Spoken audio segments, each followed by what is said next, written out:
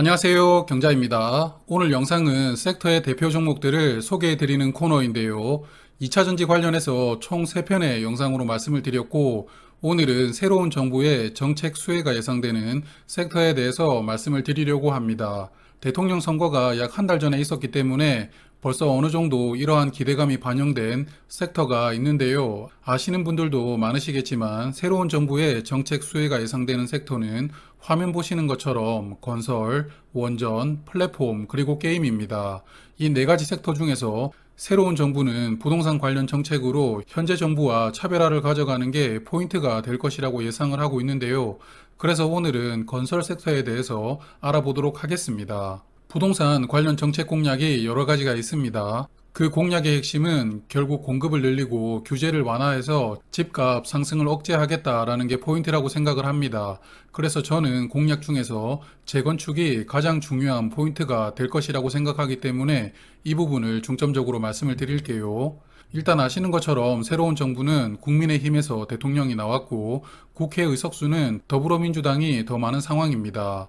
그래서 새로운 대통령이 여러 가지 정책을 실행하려고 해도 국회의 동의가 필요한 부분은 당장 실행하기는 어렵겠죠. 그렇기 때문에 본인의 권한, 즉 행정부의 권한 안에서 실행이 가능한 정책을 주목을 해야 되는데요. 하이투자증권 리포트에서 잘 정리가 되어 있었습니다. 화면 보시면 빨간색 박스안의 내용인데요. 결국 정책을 종합해보면 재건축 관련된 정책이 대통령 권한으로 실행할 수 있기 때문에 이런 부분부터 조기 시행할 것으로 생각이 됩니다. 그래서 규제 완화 핵심을 세 가지로 압축을 해보면 안전진단 기준을 완화해서 노후 아파트가 더 빨리 재건축 대상이 되게 해주겠다. 그리고 재건축 조합이 부담해야 되는 비용을 줄여주기 위해서 재건축 초과이익 환수제와 분양가 상한제를 완화하겠다라는 내용인데요. 결국 이러한 규제 완화로 재건축을 활성화시켜서 공급을 확대하겠다라는 게 새로운 정부의 부동산 정책 핵심이라고 생각됩니다. 그리고 하나 덧붙이자면 현재 재건축을 하기 위해서 지구 지정부터 분양까지 평균 13년이 걸리고 있는데요. 실제 아파트가 완성되기까지는 15년 이상이 걸리는 상황입니다. 그러므로 인허가를 간소해 줄 테니까 재건축에 필요한 시간을 단축시키겠다라는 의도도 있는데요. 그러므로 아직까지 지구 계획도 시작되지 않은 단지는 새로운 정부 임기 내에 착공하는 것은 불가능하겠지만 노후 아파트들이 보다 적극적으로 재건축에 나설 수 있는 기반을 만들겠다라는 생각도 가지고 있는 것 같아요. 자, 그럼 정책에 대해서 어느 정도 말씀을 드렸는데요. 제가 현재 살고 있는 서울에 대해서 이야기를 좀 해볼까요? 저도 서울에 살게 된 이유가 단 하나입니다. 직장이 서울에 있었기 때문에 고향을 떠나서 서울에 거주를 하게 된 것인데요. 서울에는 저처럼 이렇게 지방에서 올라와서 거주하고 있는 사람들이 굉장히 많습니다. 그렇다 보니 거주 인구가 줄어들지 않는 이유도 있을 텐데요. 그래서 한 나라의 수도이자 대부분의 직장이 모여 있는 곳이 서울입니다. 그렇기 때문에 많은 분들이 서울에 살고 싶고 또 살아야 되지만 현실은 이제 대부분의 땅이 개발이 되었죠. 그래서 주거 공간을 늘리는 게 어려운데요. 그러므로 결국 재건축이 서울의 공급을 늘려주는 현실적인 방안이 될 수밖에 없다고 생각을 합니다. 15층짜리 아파트를 30층으로 올리면 공급은 2배가 늘어나는 것이니까요. 물론 서울이라는 도시에 인프라가 정해져 있기 때문에 이렇게 무턱대고 주거 공간만 늘린다면 서울은 마비가 되겠죠. 지금도 사람이 너무 많고 차도 너무 많은 도시입니다. 그래서 현재 정부는 주거 공간의 분산을 위해서 경기도의 신도시를 건설하는 것으로 해답을 찾아 나갔는데요. 서울을 포함해서 수도권의 착공 물량 비중을 보면 서울 비중이 지난 5년 동안 꾸준히 감소를 했습니다. 개인적으로 이 방향성이 틀렸다고 생각을 하지는 않습니다만 문제는 주택을 하나만 보유해야 된다는 것을 너무나 강조를 하다 보니 안 그래도 공급이 부족했던 서울의 집값이 폭등을 하게 된 것인데요. 소위 똘똘한 한 채를 가져야 된다라는 생각 때문에 강남에 있는 아파트들이 평당 1억 원 시대가 열린 것입니다. 그래서 저는 결국 서울의 공급을 늘리지 않으면 집값은 잡힐 수가 없다고 보는데요. 경기도에 계속 공급이 늘어나면 안 그래도 귀하디 귀한 강남 아파트는 더욱더 가격이 올라가는 것입니다. 그래서 강남 아파트가 평당 1억 원이 되면 강북은 평당 5천만 원 이상을 생각을 할 것이고 그럼 경기도 주요 도심은 평당 3천에서 4천만 원 정도를 생각하겠죠. 그렇다 보니 전체적으로 집값이 상향 평준화가 되고 있는데요. 그러므로 서울에 어느 정도는 공급이 확대되어야 서울 집값이 안정되면서 수도권과 지방까지 그 영향력이 확대되는 것 아닌가라고 생각이 됩니다. 그런데 문제는 앞에서 말씀을 드렸지만 서울에 집을 지을 공간이 이제는 거의 없죠. 게다가 재건축도 활발하지 못했다 보니 30년 이상 된 아파트는 매년 8%씩 늘어나는 상황입니다. 그래서 새로운 정부가 부동산 정책으로 재건축을 활성화시키겠다라는 내용은 어렴풋이 이해를 했다고 생각을 해보고 이제는 수혜를 받을 섹터를 봐야겠는데요. 뭐 당연히 건설업종이겠죠. 부동산, 즉 건물을 세우는 주체가 건설업이니까요. 건설업종 전체 주가를 보니 2월 중순부터 주가가 조금씩 상승하다가 대선 영향으로 주가가 조금 더 상승을 하고 현재는 횡보하면서 단기 상승을 소화하고 있는 조정 흐름으로 보입니다. 그래서 지금까지 영상을 보고 계신 분들은 이미 많이 올랐지 않느냐, 왜 소개를 하고 있는 것이냐 이런 생각이 드는 분들도 계실 텐데요. 그런데 건설업종 주가가 최근에 많이 상승했지만 아직도 실적과의 괴리가 크다고 합니다. 건설업종의 PBR이 평균 0.7 정도인데요. 이게 2015년 수준입니다. 그런데 실적이 2015년보다 약 38%가 늘어났는데요.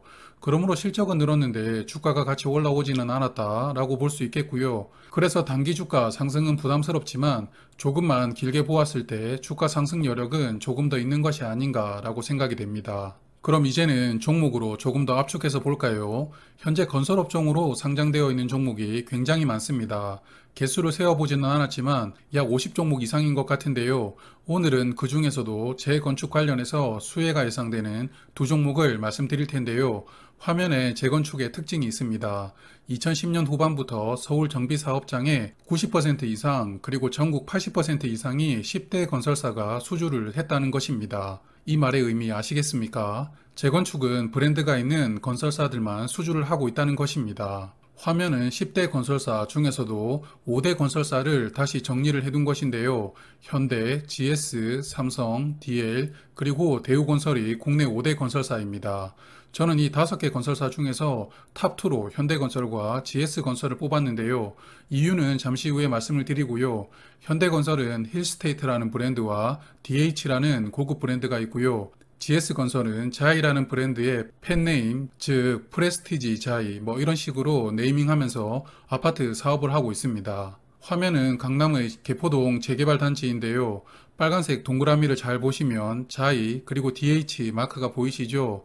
그렇습니다. 이 두 기업이 강남 재건축 물량을 많이 가져왔는데요. 결국 강남에 들어가는 브랜드가 전국을 장악하는 구조라고 이해를 하시면 됩니다. 브랜드가 아파트의 밸류를 결정하는 한 요소가 되기 때문인데요.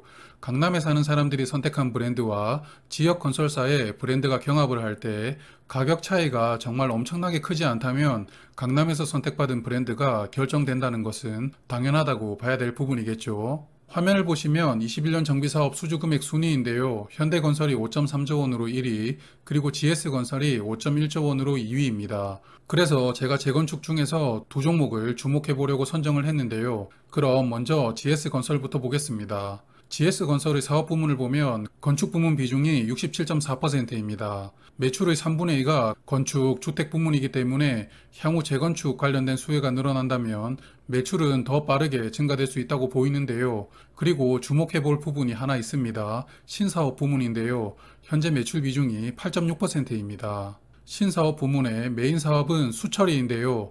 물을 사람이 먹을 수 있게 바꾸어주고 또 폐수를 정화하는 물과 관련된 사업을 하는 GS 이니마라는 자회사가 하는 사업입니다. GS건설은 이 회사를 2012년에 인수를 했는데요. 현재 이 회사는 주로 해외에서 인정받고 사업을 하고 있습니다. 유럽, 북아프리카, 미국, 남미, 중동, 동남아시아 등 전 세계를 대상으로 사업을 하고 있습니다. 결국 건설업이라는 고리타분한 사업을 하는 GS건설을 반짝반짝 빛나게 만들어줄 미래라고 생각이 됩니다. 신사업을 하는 회사이지만 실적이 상당히 좋은데요. 21년 3분기 기준으로 수주 잔고가 9조 원이고요. 영업이익률은 22% 수준입니다.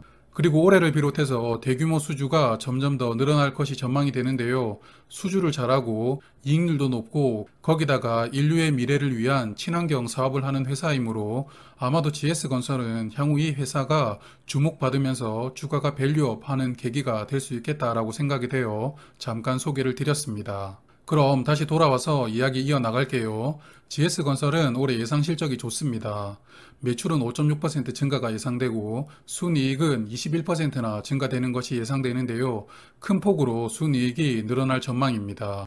하지만 최근 암초를 만났습니다. 시멘트 제조에 사용되는 유연탄 대부분을 러시아에서 수입을 하고 있었는데요. 전쟁 때문에 수입이 막혔죠. 유연탄은 시멘트 제조 원가의 약 3-40%를 차지하는 중요 원자재입니다. 그 영향으로 시멘트 가격이 올해에만 약 18% 정도 오른 가격으로 거래가 되고 있습니다. 그리고 중국산 시멘트는 코로나19로 광산이 셧다운되면서 수입이 힘들어졌고 호주산 유연탄도 대규모 홍수가 나면서 수입하는 게 힘들어졌다고 합니다. 우회 수입도 쉽지 않은 상황인데요. 시멘트 회사들은 5월까지 쓸 유연탄은 확보가 되어 있지만 그 이후에는 물량 부족으로 인해서 6월부터 공사가 중단될 수도 있다는 우려도 나오고 있습니다. 공기가 늘어난다는 것은 건설회사에게는 치명적으로 작용할 수밖에 없는데요. 모든 비용이 늘어나기 때문입니다. 게다가 시멘트를 제외한 다른 건설 원자재 가격도 계속 상승하고 있죠. 화면 보시면 20년 대비 21년의 주요 건설 원자재 가격이 모두 상승했습니다. 그래서 이러한 원자재로 인한 원가 상승이 현재 건설주들에게는 단기 약재로 작용되고 있는 상황인데요. 그래서 GS건설은 오늘 주가가 크게 하락했습니다. 화면의 주봉 차트를 보면 2월부터 주가가 상승을 했지만 앞서 말씀드렸던 악재가 단기적으로 반영이 되면서 상승분이 되돌려지고 있는 상황인데요. 그러므로 당분간 이런 악재가 해결되기 전까지 주가는 빠르게 되돌려지기 어려울 수도 있습니다. 그래서 투자를 고민하시더라도 철저하게 매수 물량을 나누어서 분할로 모아가실 필요가 있다고 생각이 됩니다. GS건설은 4월 4일 기준 시가총액이 약 3.8조 원인데 올해 예상 순이익을 적용하면 22년도 PER은 7.7입니다. 코스피 평균 PER보다 많이 낮죠. 그러므로 길게 보면 현재 주가가 그렇게 부담스러운 위치는 아니다 라고 생각은 됩니다. 이제 두 번째 종목 현대건설 보겠습니다. 수주 금액으로는 1위이지만 GS건설보다 약간 불리한 점이 있을 수 있기 때문에 두 번째로 소개를 드리게 되는데요. 일단 현대건설도 건축주택 비중이 약 56%입니다. GS건설보다는 낮은데요. 그러므로 재건축 수혜로 GS건설보다 매출 증가폭이 약간 낮을 수는 있겠지만 그래도 조금 더 사업 포트폴리오가 잘 분산되어 있는 안정적인 회사라고 생각이 됩니다. 현대건설은 아시는 것처럼 현대엔지니어링이라는 같은 건설업을 하는 회사가 자회사로 연결이 되어 있는데요. 현대건설과 현대엔지니어링의 분양 물량 추이를 보면 19년부터 계속 늘어나고 있습니다. 올해도 전년 대비 분양 물량이 늘어났고요. 특히 자회사인 현대엔지니어링의 분양 물량이 크게 증가될 상황입니다. 그래서 일단 현대건설도 올해 실적은 좋을 것으로 전망이 되는데요. 매출은 전년 대비 8.8% 증가, 그리고 순이익은 8.4% 증가되는 것이 전망되고 있습니다. 하지만 현대건설도 오늘 주가가 약 3% 하락했습니다. 화면의 주봉 차트를 보면 현대건설도 2월부터 주가가 크게 올랐지만 최근 조정이 계속되고 있는 모습인데요. 그러므로 GS건설과 마찬가지로 보수적인 접근이 필요한 시기라고 생각이 됩니다. 그리고 작년 하반기부터 자회사인 현대엔지니어링이 상장한다라는 이슈로 주가가 상당 기간 하락을 했었는데요. 자회사가 상장한다고 하니 결국 기관들이 리밸런싱을 위해서 강제로 매도를 했기 때문입니다. 4월 4일 기준 시가총액은 약 5.1조 원이고요. 22년도 예상 PER은 11.8입니다. GS건설보다 4 정도 높은데요. 원래부터 현대건설은 자회사 현대엔지니어링의 존재가 있기 때문에 다른 대형 건설사들보다 PER이 높았습니다. 그런데 현대엔지니어링이 상장을 추진하다 보니까 결국 현대건설의 주가가 크게 하락했던 것인데요. 일단은 2월에 상장 계획을 철회를 했고 그 영향으로 현대건설 주가도 상승을 했지만 현대엔지니어링은 올해 6월 6일까지는 심사를 다시 받지 않고 공모를 재추진할 수 있습니다. 그러므로 다시 등장할지 아니면 몇 년 후 상장을 재도전할지는 모르겠지만 현대엔지니어링이 상장을 재추진한다라는 뉴스가 나오면 주가가 다시 하락할 가능성이 크겠죠. 그러므로 이런 부분도 주목하시면서 투자하실 필요가 있다고 생각을 합니다. 하지만 현대건설은 또 기대를 해볼 수 있는 부분도 있는데요. 우리나라에서 원전을 가장 많이 시공한 기업입니다. 그래서 사실 원전주로 분류가 될 수도 있지만 최근 원전주들이 움직일 때 같이 움직이지는 않았는데요. 그러므로 향후 원전 관련 공사를 실제 수주를 하게 되면 그때부터 뒤늦게 원전주로 편입이 되면서 주가는 상승하는 흐름이 나올 수도 있다고 생각을 합니다. 그래서 이런 부분들도 체크하시면 좋을 것 같아요. 그리고 대형 건설사들은 해외에서 플랜트 건설을 많이 하고 있죠. 주로 중동에서 석유 플랜트를 많이 건설합니다. 그런데 이런 석유 플랜트는 유가가 높을 때 발주가 많이 나온다고 하는데요. 아무래도 유가가 높기 때문에 이익이 커지면서 투자를 확대하는 것 같습니다. 그래서 유가가 높을 때 대형 건설주들은 시가총액이 같이 커져가는 커플링 흐름을 보여주었는데요. 최근 유가가 $100를 넘고 있으므로 이런 부분들이 영향을 주는지도 지켜볼 필요가 있겠죠. 그럼 오늘 소개해드렸던 두 종목을 정리해 볼게요. 22년 예상 PER은 GS건설이 7.7, 현대건설은 11.8로 예상이 되었습니다. 재건축 수혜를 받을 수 있다는 것 외에도 GS건설의 PER 자체가 저는 메리트가 있다고 생각이 됩니다. 그리고 현대건설은 자회사 현대엔지니어링의 재상장 움직임을 주목하실 필요가 있고요. 또한 원전 관련 수주가 실제로 나오는지도 관심을 두시면서 투자하시면 좋을 것 같습니다. 이와 같은 단기약재로 당분간 주가 흐름이 좋지 않을 수 있는데요. 또 위기의 반대편은 기회이기 때문에 길게 생각해보면 천천히 접근해 볼 만한 타이밍이지 않을까라고 생각도 됩니다. 아무쪼록 좋은 선택으로 성공 투자 되시길 바라겠습니다. 오늘은 정책 수혜가 예상되는 업종 중 건설 섹터를 알아보았는데요. 다음 섹터도 정책 수혜가 예상되는 섹터 중 하나 더 보도록 할게요. 열심히 이것저것 찾아보고요. 준비가 되면 말씀드리도록 하겠습니다. 그럼 다음 영상에서 또 인사드릴게요. 오늘도 고맙습니다. 오늘도 수고 많으셨어요. 내일도 힘내세요.